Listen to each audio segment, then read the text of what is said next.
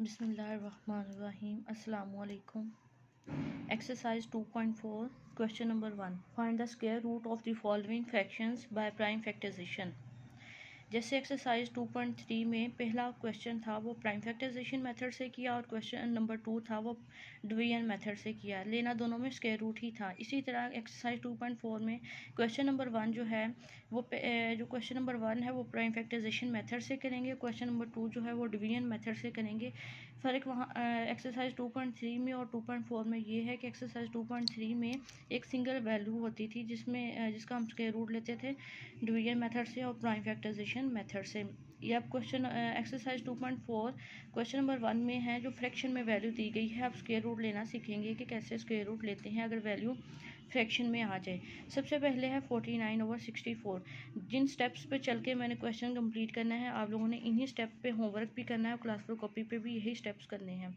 49/64 49 की फैक्टराइजेशन करते हैं। 7 7s are 49 और 7 1s are 7। फैक्टर्स क्या बने 7 और 7 7 × 7 64। फ्रैक्शन डिनोमिनेटर में वैल्यू है 64 की फैक्टराइजेशन करते हैं। 2 3s are 6 2 2s are 4 2 1s are 2 1 इधर चला गया। 2 6 are 12 2 8s are 16 2 4s are 8 2 2s are 4 और 2 1s are 2। कितने 1 2 3 4 5 6 टाइम्स जो है ना वो 2 लिख लिए। अब 6 टाइम 2 लिखने के बाद स्क्वायर रूट ले रहे हैं तो बोथ साइड्स पे क्या लगा देंगे स्क्वायर रूट। अब अलग अलग का अब पूरे पे स्क्वायर रूट है तो हम अलग अलग का स्क्वायर रूट भी लगा सकते हैं। तो ये पेयर बन गया, इसका भी पेयर बन गया, एक ये पेयर बन गया, एक ये पेयर बन गया और एक ये पेयर बन गया।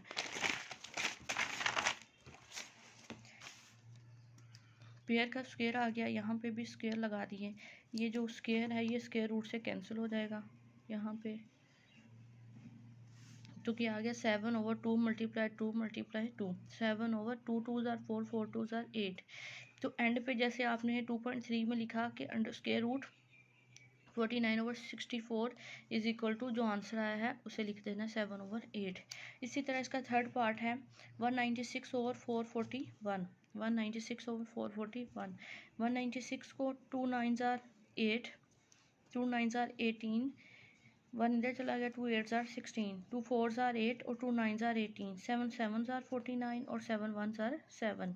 ये जितने फैक्टर्स आई हैं इसके इक्वल में लिख लेते हैं। 441 की फैक्टराइजेशन करते हैं। 3 1s are 3 और 1 इधर चला गया, कितने हो गए 14 हो गए। 3 4s are 12 2 बच गए, 2 इधर चले गए। 3 7s are 21 3 4s are 12 3 9s are 27 7 7s are 49 और 7 1s are 7। जितने भी फैक्टर्स हैं ये नीचे लिख लिए।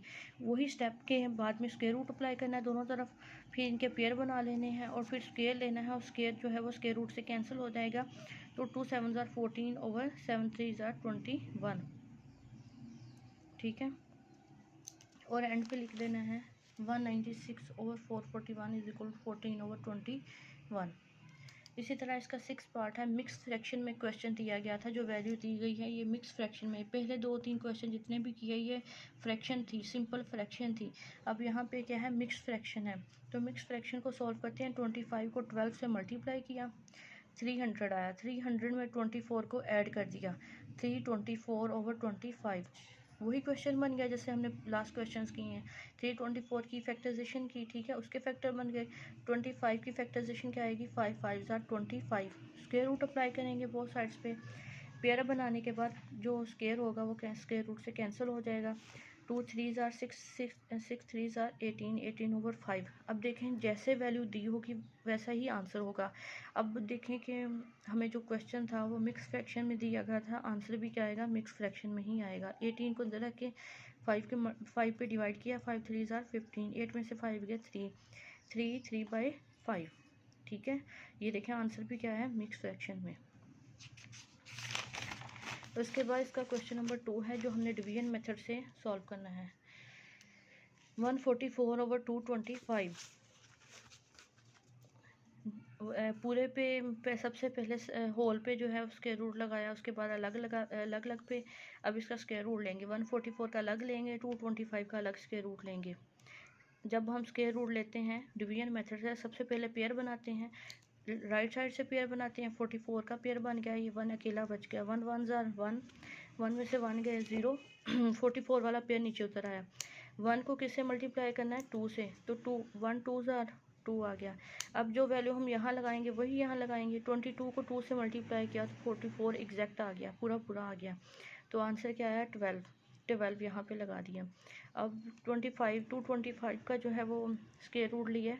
सबसे पहले पेयर बनाया है, 25 वाला पेयर बन गया और 1 1 ज़ार 1, 2 में से 1 गए 1, 25 पेयर नीचे उतरा, 1 को 2 से मल्टीप्लाई किया 2 आ गया। जो हम वैल्यू इधर लगाएंगे वही इधर लगाएंगे, 25 को 5 से मल्टीप्लाई किया तो 125 पूरा आ गया। ठीक है, तो 12 और 15 आंसर आया। तो 3 4 ज़ार 12 और 3 5 ज़ार 15, 4/5 इसका स्क्वायर रूट का आंसर आ गया। इसी तरह 1024 और 1225 इसका स्क्वायर रूट पूरे का और किसके इक्वल होगा, अलग अलग के स्क्वायर रूट के। ठीक है, इसका अलग स्क्वायर रूट लेंगे, इसका अलग लेंगे।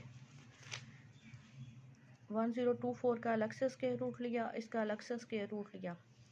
सबसे पहले पेयर बना लिए, 24 का पेयर बन गया 10 का, 3 3 ज़ार 9, 10 में से 9 गए 1, 24 नीचे उतर आया, 3 को 2 से मल्टीप्लाई किया 3 2 ज़ार 6, 62 को 2 से मल्टीप्लाई किया 124। इसी तरह ये किया और 32/35 आंसर आ गया। यानी 1024 ओवर 1225 का स्क्वायर रूट क्या है, 32/35।